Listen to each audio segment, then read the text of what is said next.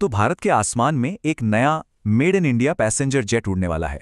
और ये कोई छोटी मोटी बात नहीं है, ये एक ऐसा कदम है जो सिविल एविएशन की पूरी दुनिया का नक्शा ही बदल सकता है। तो चलिए आज इसी बड़े प्लान को जरा बारीकी से समझते हैं। अच्छा, एक सवाल है। हम सब लोग प्लेन में सफर तो करते हैं, है ना? पर कभी ये सोचा है कि जिन बड़े बड़े जहाज़ों में हम उड़ते हैं उन्हें आखिर बनाता कौन है? अब देखिए, ज्यादातर केस में इसका जवाब सिर्फ दो ही कंपनियों पर आके खत्म हो जाता है। एक है अमेरिका की बोइंग और दूसरी यूरोप की एयरबस। मतलब दशकों से आसमान पर इन्हीं दोनों का राज रहा है एक तरह से। लेकिन अब लगता है कि इस कहानी में एक नया मोड़ आने वाला है। एक ऐसी पार्टनरशिप सामने आई है जो इन दोनों दिग्गजों के दबदबे को सीधी टक्कर दे सकती है।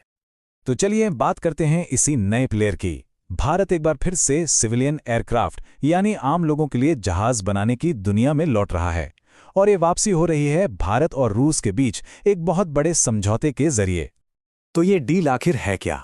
देखिए, भारत की जानी मानी कंपनी HAL यानी हिंदुस्तान एरोनॉटिक्स लिमिटेड और रूस की यूनाइटेड एयरक्राफ्ट कॉरपोरेशन, इन दोनों ने मिलकर एक MOU साइन किया है। और प्लान क्या है? प्लान है रूस के SJ-100 पैसेंजर जेट को भारत में बनाने का।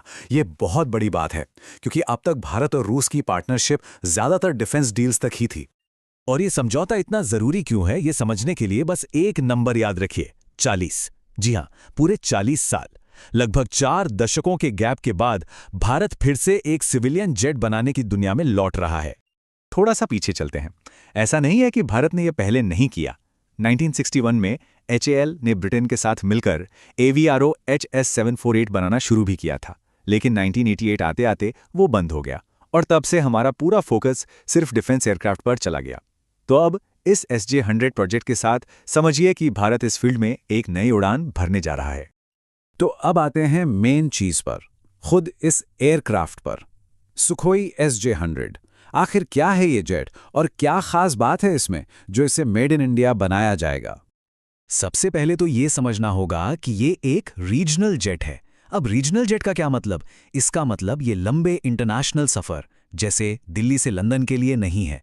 ये बना है देश के अंदर छोटे छोटे शहरों को आपस में जोड़ने के लिए। अच्छा, अब इसकी स्पेसिफिकेशंस पर नजर डालें।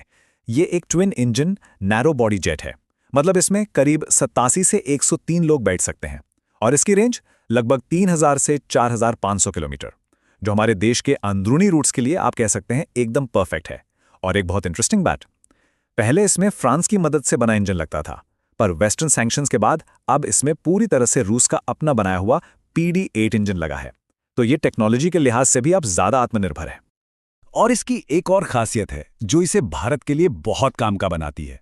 ये जहाज ना -55 डिग्री की कड़कड़ाती ठंड से लेकर +45 डिग्री की झुलसाने वाली गर्मी में भी आराम से काम कर सकता है। सोचिए, लद्दाख की बर्फ से लेकर राजस्थान के रेगिस्तान तक ये हर मौसम में उड़ान भर सकता है। तो अब सबसे बड़ा सवाल, भारत इस प्रोजेक्ट के लिए इतना जोर क्यों लगा रहा है? मतलब इसके पीछे की असली वजह क्या है? क्या सिर्फ एक जहाज बनाना ही मकसद है या कुछ और भी है? देखिए, इसके पीछे एक सोची समझी स्ट्रैटेजी है जिसके 4 बड़े मकसद हैं। पहला तो है आत्मनिर्भर भारत को बूस्ट देना। दूसरा, सरकार की जो उड़ान स्कीम है, उड़े देश का आम नागरिक, उसको असल में जमीन पर उतारना। तीसरा, जाहिर है हजारों अच्छी नौकरियां पैदा होंगी। और चौथा, जो बहुत जरूरी है, वो है रूस से टेक्नोलॉजी लेना, ताकि कल को हम इससे भी बड़े जहाज खुद बना सकें। ये जो चार्ट है, ये पूरी पिक्चर साफ कर देता है। अंदाजा है कि आने वाले 10 सालों में भारत को कम से कम 200 से 250 ऐसे रीजनल जेट्स चाहिए होंगे। और आज हम कितने बना रहे हैं? 0, एक भी नहीं। तो आप सोचिए कि कितनी बड़ी मार्केट अपॉर्चुनिटी है ये। इसकी अहमियत का अंदाजा आप हमारे रक्षा मंत्री राजनाथ सिंह के बयान से लगा सकते हैं।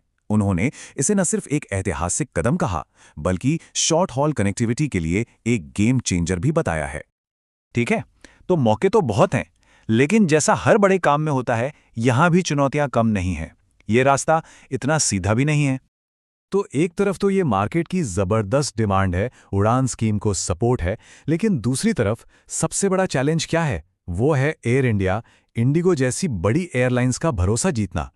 क्योंकि ये सब तो सालों से बोइंग और एयरबस के जहाज ही उड़ा रही हैं, इन्हें कैसे मनाएंगे? और भी कुछ प्रैक्टिकल दिक्कतें हैं, जैसे DGCA से सेफ्टी सर्टिफिकेट लेना। ये अपने आप में एक लंबा और मुश्किल प्रोसेस है। फिर क्योंकि रूस पर सैंक्शंस हैं, तो वेस्टर्न पार्ट्स की जगह नए पार्ट्स का जुगाड़ करना, ये भी एक सप्लाई चेन की बड़ी सिरदर्दी है। और हाँ, सबसे बड़ा सवाल, क्या ये सिर्फ एक असेंबली लाइन होगी या हम सच में मेक इन इंडिया करेंगे, जहां छोटे-छोटे पुर्जे भी यहीं बनेंगे? अब जरा इस डील को एक अलग एंगल से देखते हैं, जियोपॉलिटिक्स, क्योंकि ये सिर्फ एक बिजनेस डील से कहीं ज्यादा है। एक बात तो साफ है, ये डील भारत और रूस के रिश्तों को और भी गहरा करती है। डिफेंस तो था ही, अब ये पार्टनरशिप सिविलियन स्पेस में भी आ गई है। तो इसके जियोपॉलिटिकल मतलब क्या है? पहली चीज, इससे बोइंग और एयरबस यानी वेस्टर्न सप्लायर्स पर हमारी निर्भरता कम होगी, डाइवर्सिफिकेशन होगा। लेकिन इसका दूसरा पहलू भी है। याद है रूस से तेल खरीदने पर कितना इंटरनेशनल प्रेशर आया था? हो सकता है इस डील पर भी दुनिया की, खासतौर पर वेस्टर्न देशों की वैसी ही नजर रहे।